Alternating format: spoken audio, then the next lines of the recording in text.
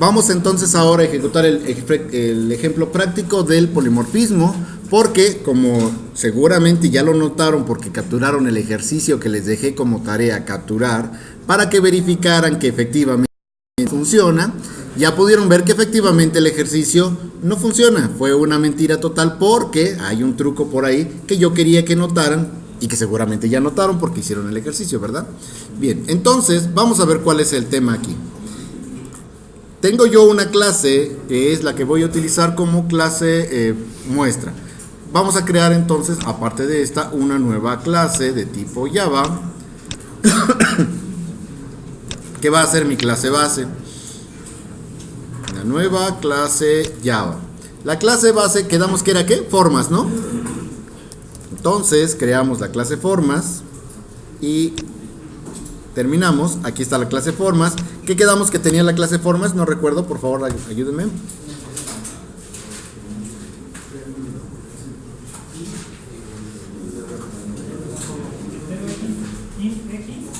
Tenía el valor de X, ¿qué más?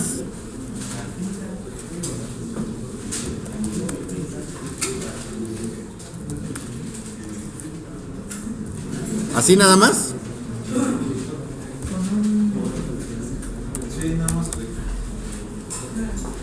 Aquí adentro tenía comportamiento, creo que sí, ¿no? Sí,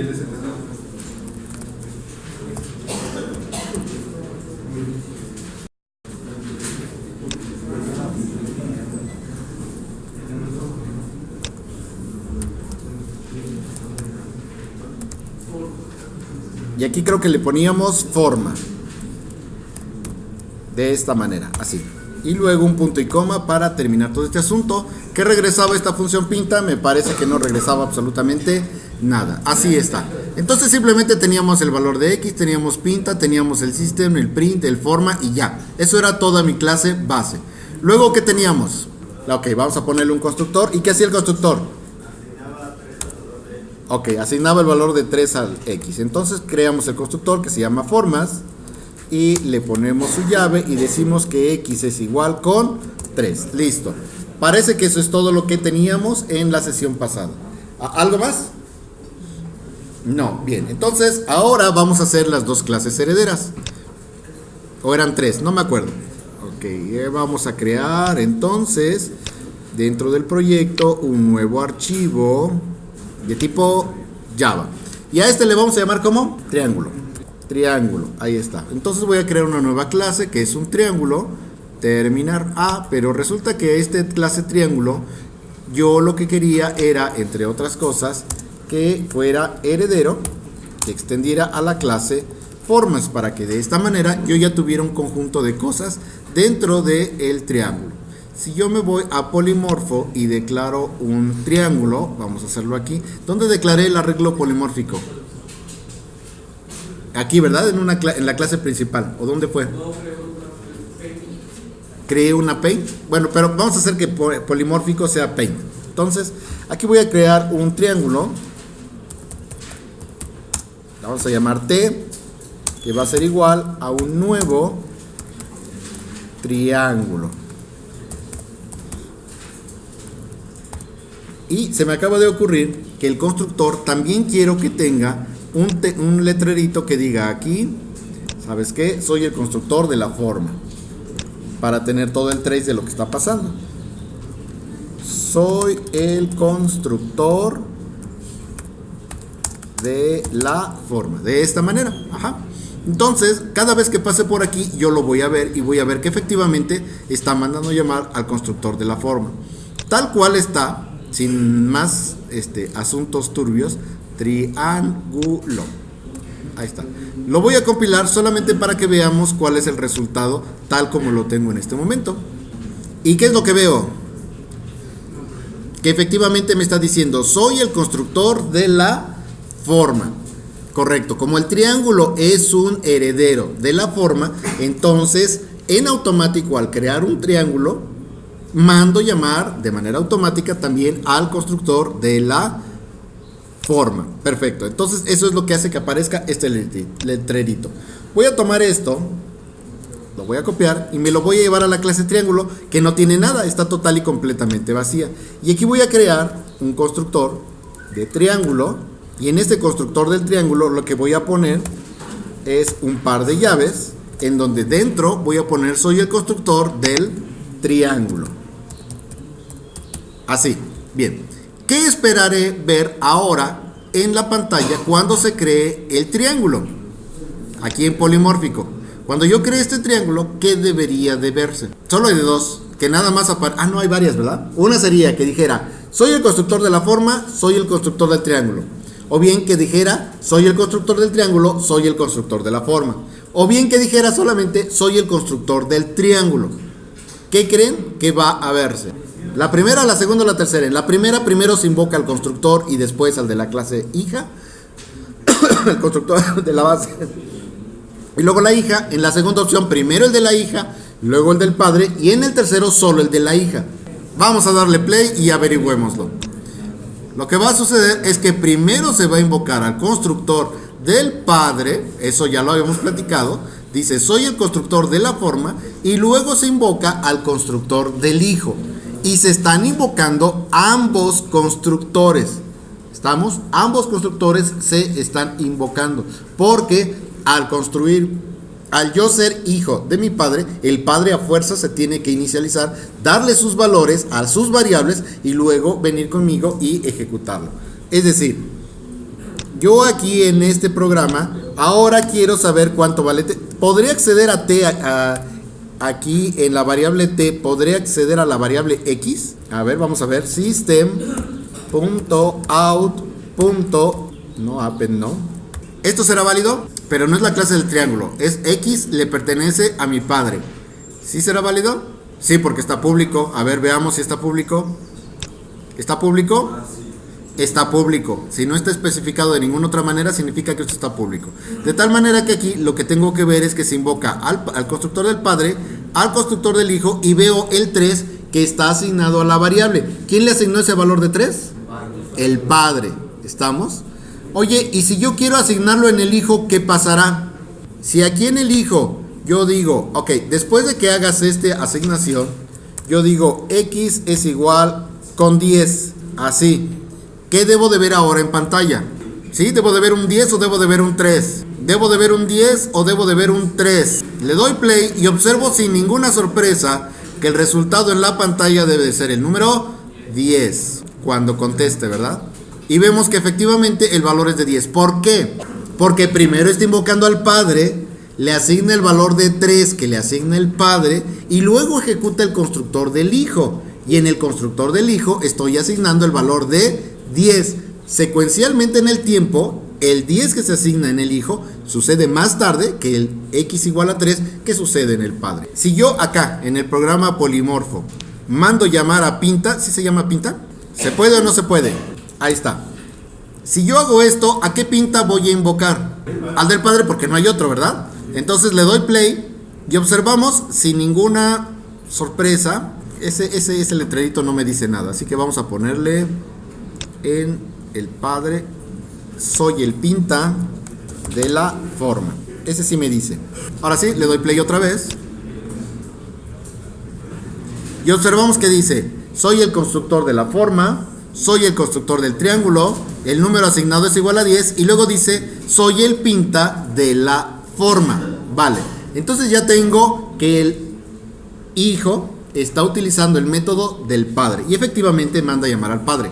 Ok, voy a robarme el método del padre, que es la forma, le voy a dar un copy paste de aquí para acá, control C, me lo voy a traer al triángulo y aquí lo voy a añadir, pero pues obviamente yo aquí no quiero que diga que es de la forma, sino que en realidad es el Pinta del triángulo. Bien, y no voy a cambiar nada en el programa principal. Estoy añadiendo este Pinta dentro de la clase triángulo. En el programa principal lo voy a dejar exactamente igual. A T le mando a invocar a la función Pinta.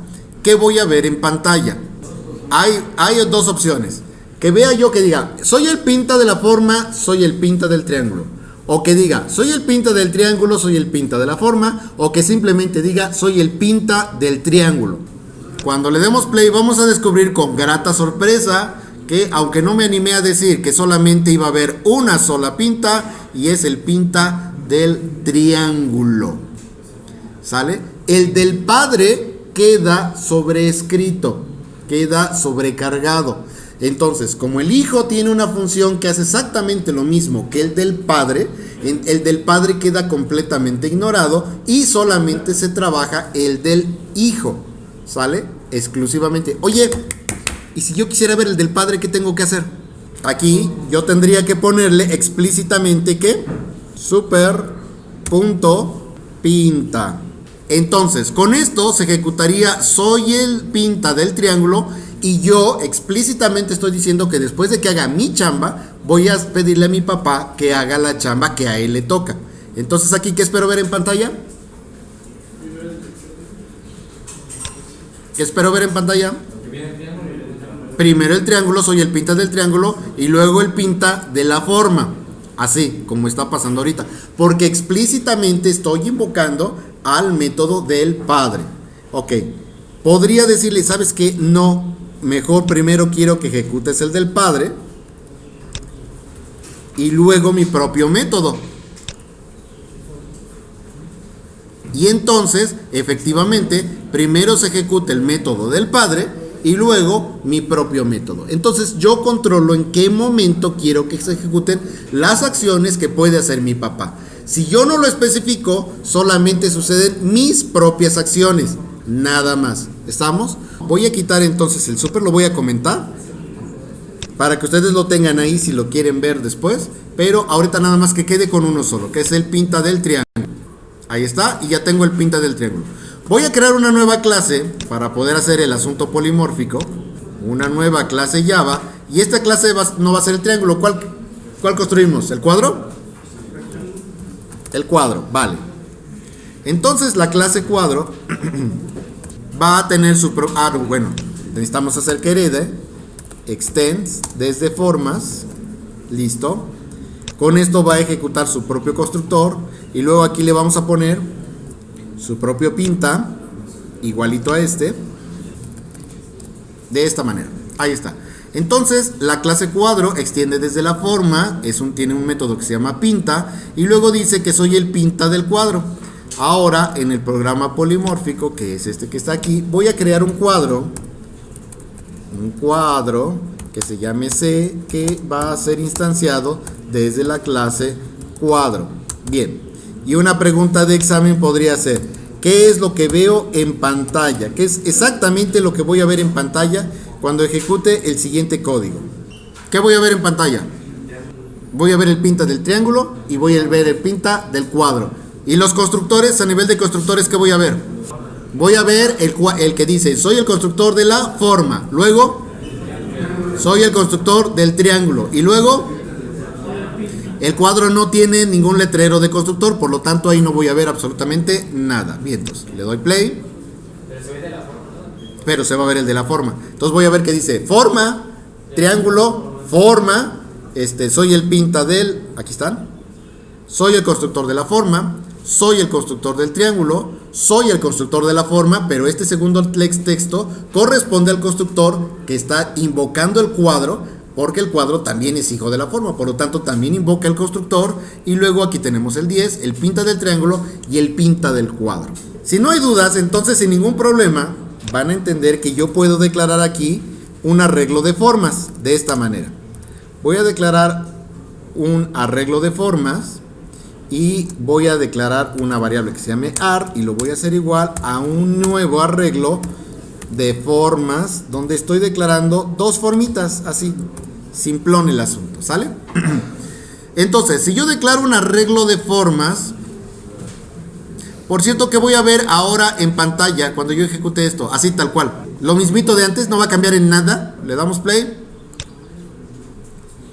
y vemos con absolutamente sorpresa que no hay sorpresa. Solamente se invoca el constructor de la forma, el constructor de triángulo, es decir, no se cambia absolutamente ¿qué?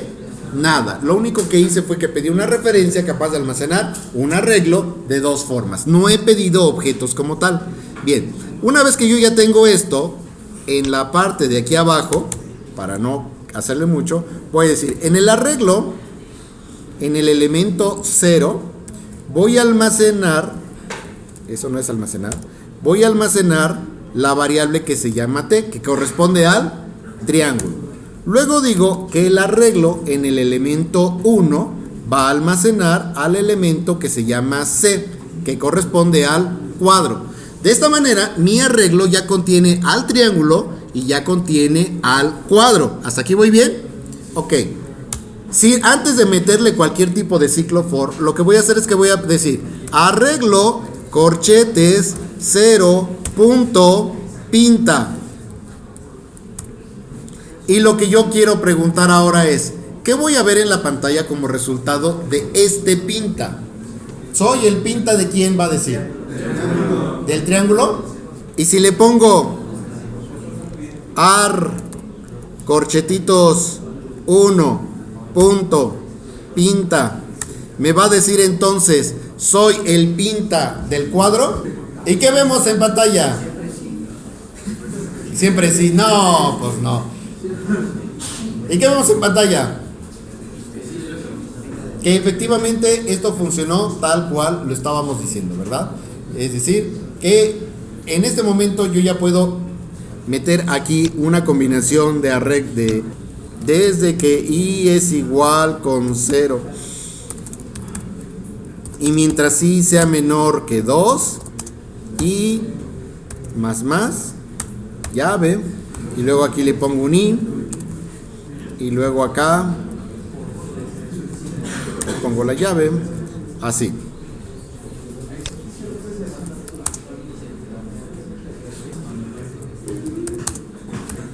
Ah, por eso está quejando, ¿verdad? Sí, tienes razón. Ahí está. Vientos. Listo.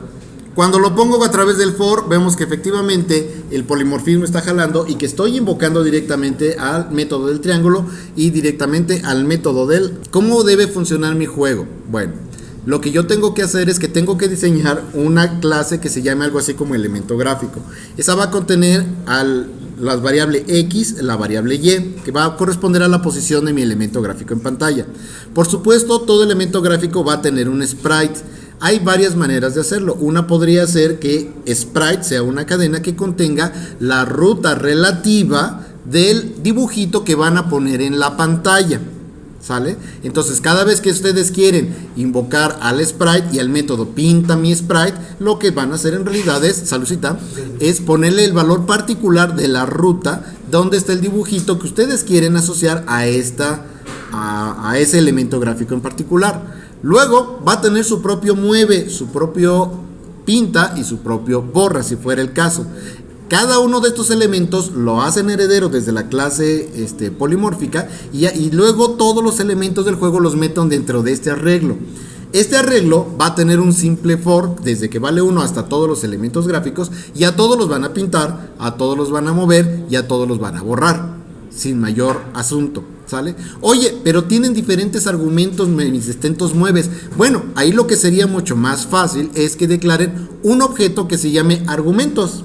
En ese objeto meten, por ejemplo, su tecla, meten la posición de algún otro objeto o meten aquello que necesiten que viaje hacia los objetos. De esta manera ustedes encapsulan todos los parámetros dentro de este objeto, solamente pasan el objeto como argumento y ya tienen una función que es estándar para todos los objetos y todos van a recibir el mismo objeto. Que unos utilicen las teclas y otros no, esa es bronca del objeto que lo está recibiendo, pero todos recibirían todo lo necesario para poder trabajar y todos tendrían exactamente la misma firma, porque de lo contrario pues no puedo hacer polimorfismo si unos tienen una firma y otros tienen una diferente. ¿Estamos de acuerdo?